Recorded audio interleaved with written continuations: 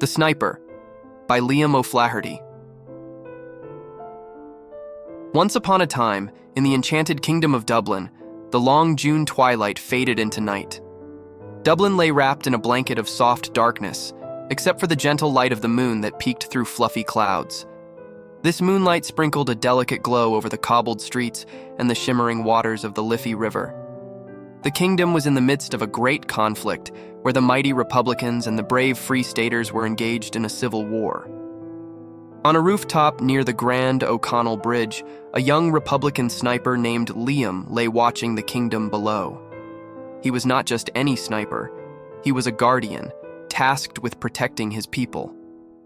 Beside him lay his trusty rifle, and over his shoulders was a pair of field glasses. Liam had the face of a thoughtful student, but his eyes gleamed with determination, the eyes of someone who had seen many adventures.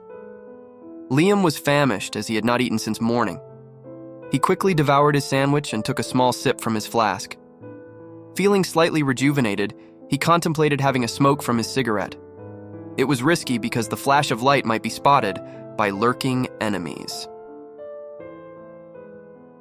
Nonetheless, Liam decided to take the chance.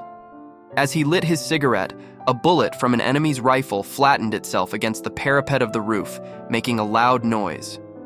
Liam quickly extinguished his cigarette and crawled away to the left, swearing softly under his breath. Carefully, Liam peered over the edge of the roof and saw a flash from the opposite side of the street. He rolled over to a chimney stack and slowly raised himself behind it, his eyes just above the parapet. He couldn't discern anything clearly, only the dim outline of the opposite rooftop. Suddenly, an armored carriage appeared, slowly moving across the bridge and up the street. It halted, and an old woman in a tattered shawl started conversing with the soldier inside the carriage. She was pointing towards Liam's rooftop. She was an informer. The turret of the carriage opened, and a soldier's head appeared. Liam swiftly aimed his rifle and fired. The soldier collapsed, and the old woman screamed and ran, but Liam fired again, and she fell into the gutter. Just then, a shot rang out from the opposite roof, and Liam's rifle clattered to the roof. He realized he was hit. His arm felt numb, and he muttered, "I'm hit." He quickly tended to his wound using his field dressing kit, though it caused him excruciating pain. He lay still, strategizing his next move. He knew he must escape before dawn. His enemy on the opposite roof obstructed his path. He had only a small revolver to defend himself. Then he devised a clever plan. Liam took off his cap and placed it on the end of his rifle. He slowly pushed the rifle upward until the cap was visible. Almost immediately, a bullet pierced the cap.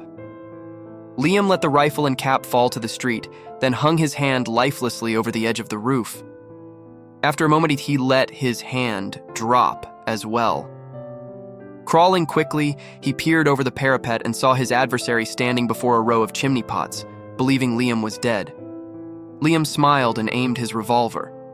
It was a challenging shot, but he took a deep breath and fired. When the smoke cleared, he saw his enemy had been hit and was plummeting from the roof. Liam watched his enemy fall and shuddered. The battle frenzy dissipated, replaced by profound sadness. Weakened by his wound and the long day, he cursed the war and himself. He looked at his smoking revolver and hurled it to the roof, where it went off with a loud bang. The noise jolted him back to his senses. He laughed shakily and took another sip from his flask, feeling reckless. He decided to vacate the roof and find his commander to report. The streets were eerily quiet, so he climbed down through a skylight into the house below.